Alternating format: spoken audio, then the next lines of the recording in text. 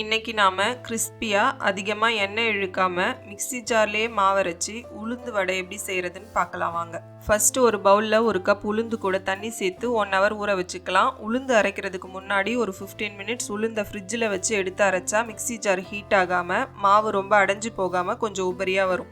இப்போ மிக்ஸி ஜாரில் ஊற வச்ச உளுந்து சேர்த்து லைட்டாக அப்பப்போ தண்ணி தெளித்து மாவு நல்லா திக்காக இந்த கன்சிஸ்டன்சியில் அரைச்சி ஒரு பவுலில் எடுத்துக்கலாம்.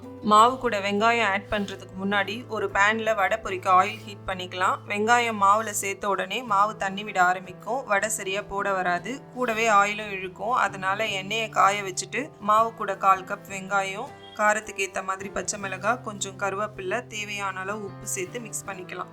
சப்போஸ் மாவில் கொஞ்சம் தண்ணி அதிகமாகிட்டு மாவு லூஸாக இருந்தால் 2 minutes ஃப்ரீசரில் வச்சு எடுத்தால் மாவு கொஞ்சம் திக்காகும். கையில் மாவு எடுக்கும்போது தண்ணி தொட்டு எடுத்துக்கலாம். அப்போ தான் மாவு கையில் ஒட்டாமல் வடை போட வரும். இப்போ கையில் தண்ணி தொட்டு மாவை இந்த மாதிரி வடை ஷேப்பில் ரெடி பண்ணி சூடான ஆயிலில் சேர்த்துக்கலாம்.